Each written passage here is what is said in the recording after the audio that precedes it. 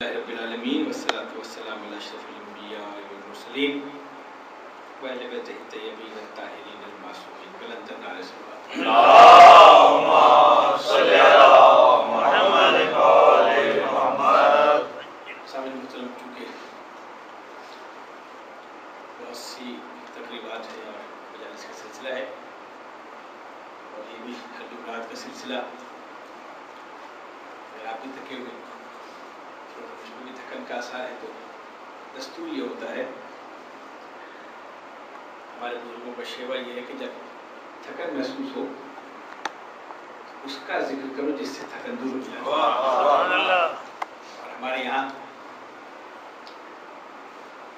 تو شمشاد بھائی ہر چیز کو ریکارڈ کرتے ہیں، ہمارا مجمع تھکا ہوا مجمع نہیں ہوتا، مومن تھک ضرور جاتے ہیں لیکن مجمع تھکا ہوا نہیں ہوتا،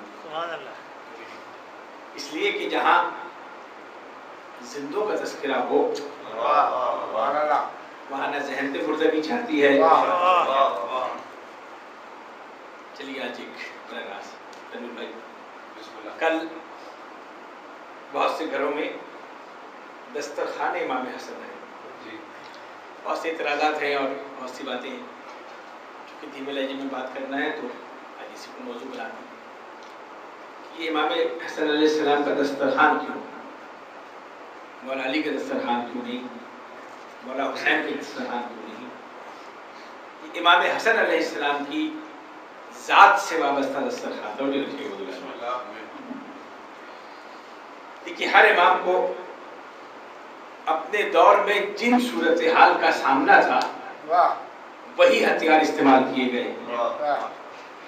مولا علی کا دور منافقت کا دور تھا، اطراف میں منافقت تھا، مولا علی نے منافقوں کو بے نقاب کرنے کا بہترین طریقہ یہ کیا کہ ان کے درباروں میں جا کر بیٹھ گئے اور ان کے فیصلے کیے جو ان کو فیصلہ کرنا چاہیے تھا۔ افراد کم بھی ہے لیکن بات پہنچ جائے گی کہ جو سوالات بدل کے ہم تک پہنچتے ہیں اس کے اندر بڑی نزاکت ہوتی ہے۔ وہ جن کا فرش ازا سے بہت گہرا تعلق نہ ہو وہ نوجوان نسل پریشان ہو جاتی ہے کہ کہہ کیا رہے ہیں۔ ہمیں امام زمانہ کو پرسہ دینا چاہیے۔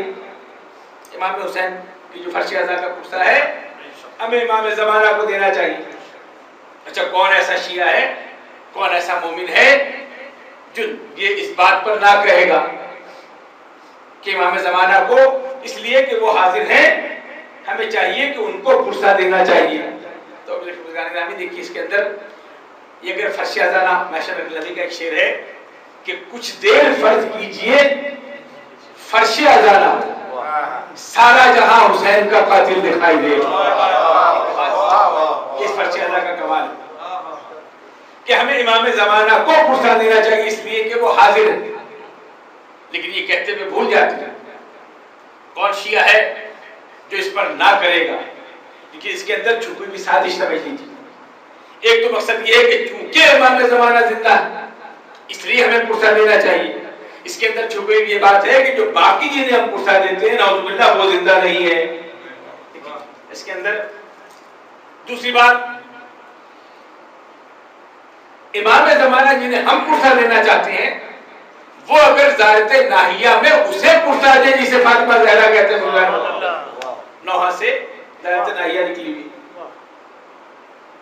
اور تیسری اہم بات،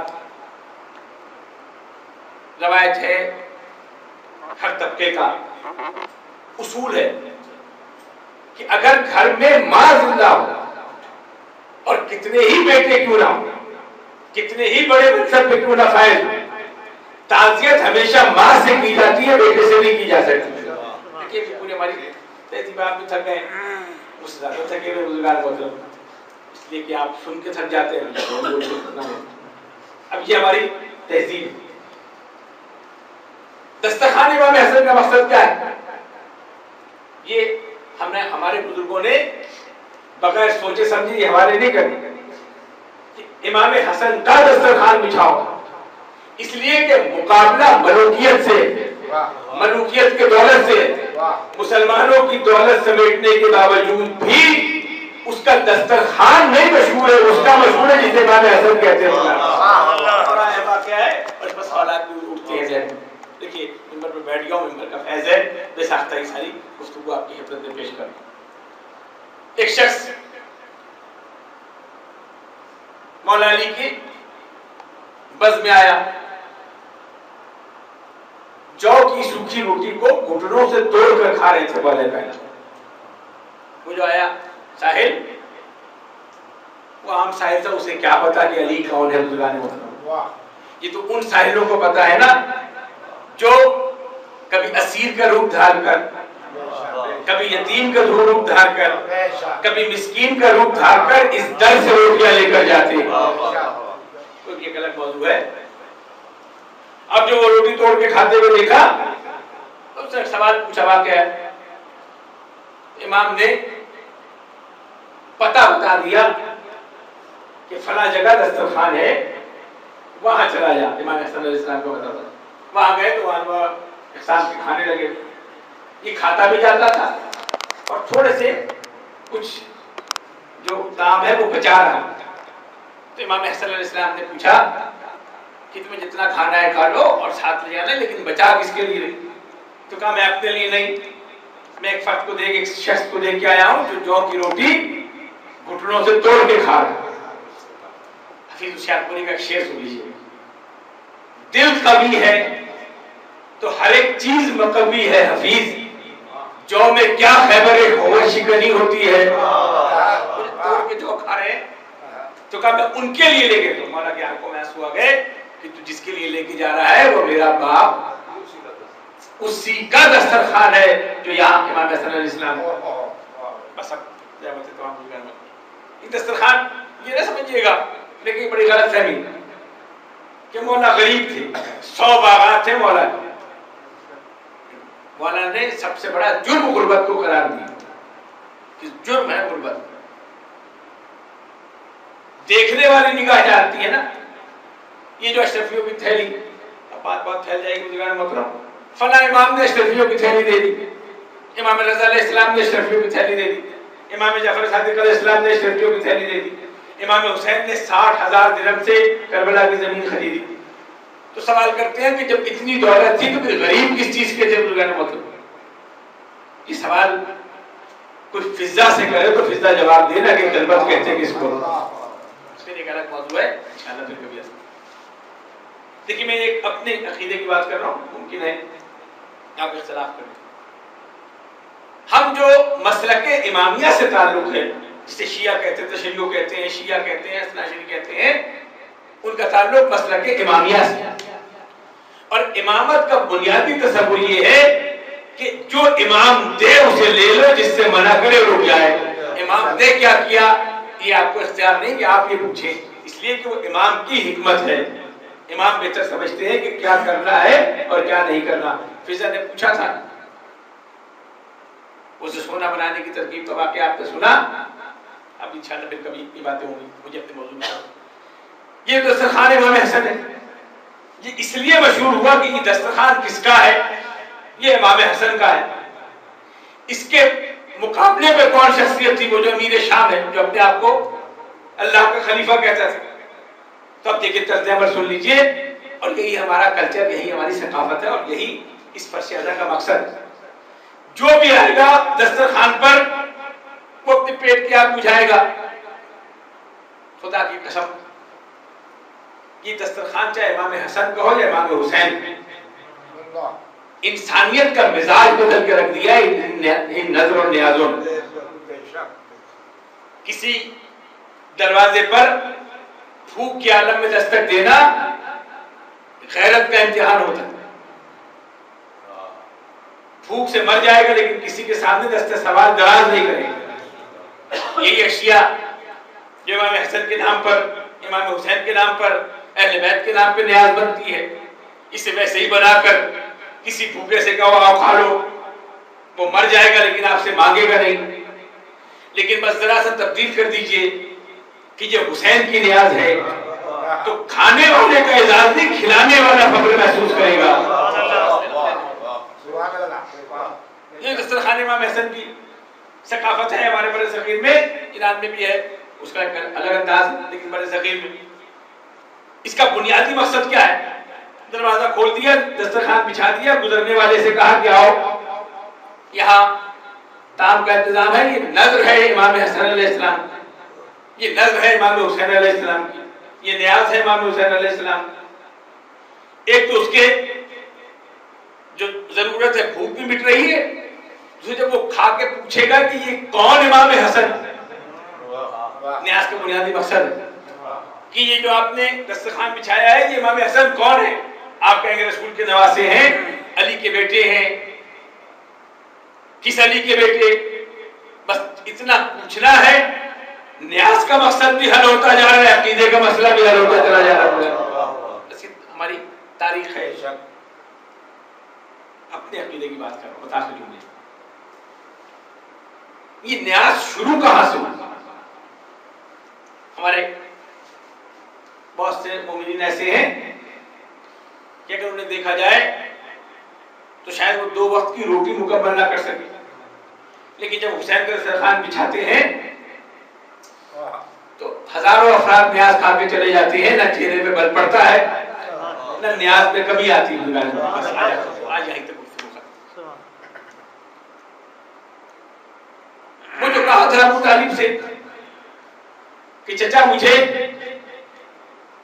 اپنی رسالت کا اعلان کرنا ہے، دعوت ذوالشیرہ، جسے دعوت ذوالشیرہ کہتے ہیں، اس لیے اپنے قریب کے لوگوں کو بلائیں۔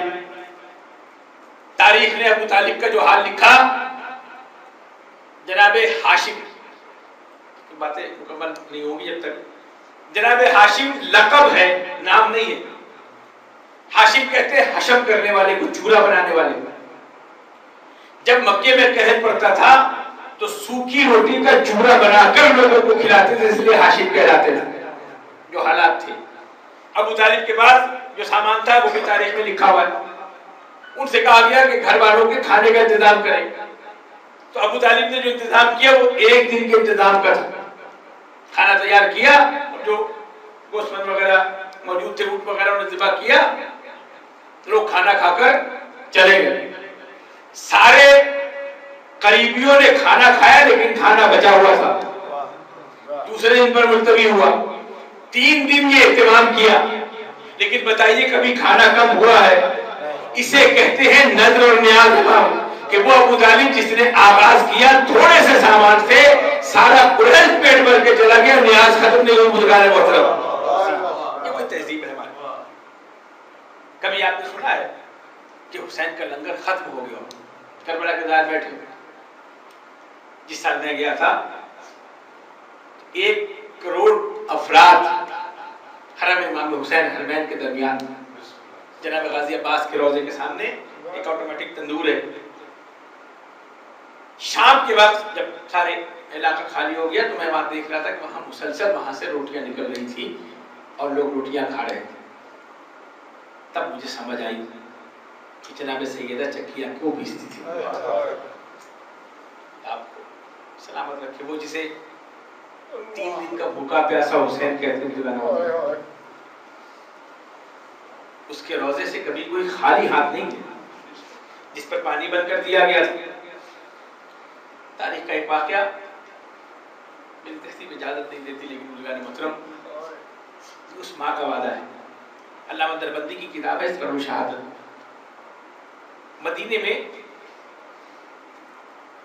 ایک مومنہ تھی جس کی شادی ایک ناسبی سے ہوئی۔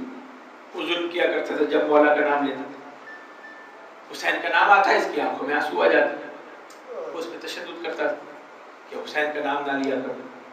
وہ کہتی تھی میرے اختیار میں نہیں ہے، اور اس پر ظلم و تشدد وہ برداشت کرتی تھی۔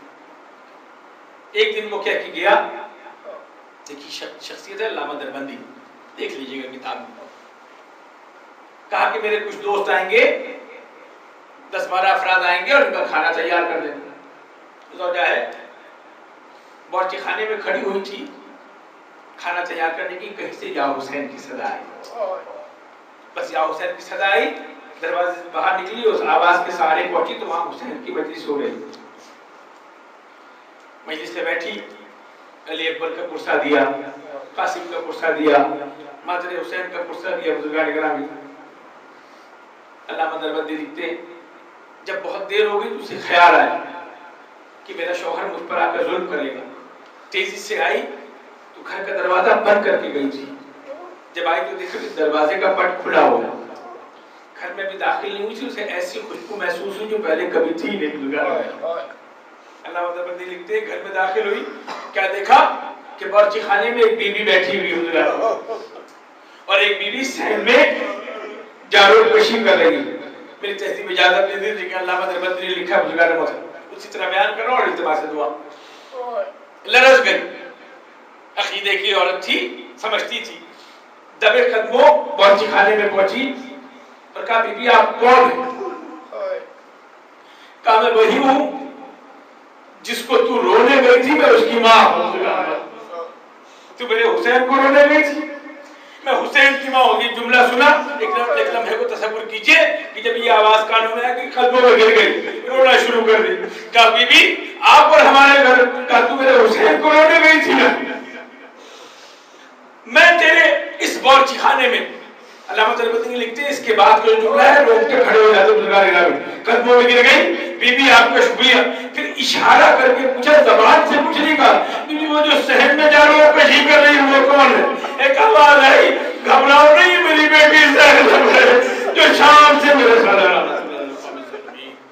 بارے لازمی آنسوں کا واسطہ ہمارے سے بات کو قبول فرما. پروردگار سے واسطہ محمد والے محمد کا بیمار شفا کامل عاجل عطا فرما. روزوں نے قرض سے نجات دلا. واسطہ محمد والے محمد کا جو اس شہزا پر اپنی خالی جھولیاں لے کر آئے, جو واسطہ امام حسن علیہ السلام کا, مادر حسین کا واسطہ ان کی جھولیوں کو جو بیمار شفا کامل عاجل عطا فرما. جس گھر میں یہ شہزا بچی پروردگار اس گھر کو قیامت تک رحمتوں اور برکتوں سے آباد رکھے. مرحومین کی مغفرت فرما. جناب اشتیاق زیدی صاحب, شاہ ناصر صاحب, اسحاق زیدی صاحب اور جو یہاں افراد بیٹھے ہیں صاحب خانہ سے متعلق مرحومین, ان سب کو جوار جناب سیدھوں جگہ عطا فرما. ایک دفعہ سورہ الحمد اور 3 دفعہ سورہ اخلاص جملہ مرحومین کی سالہ سے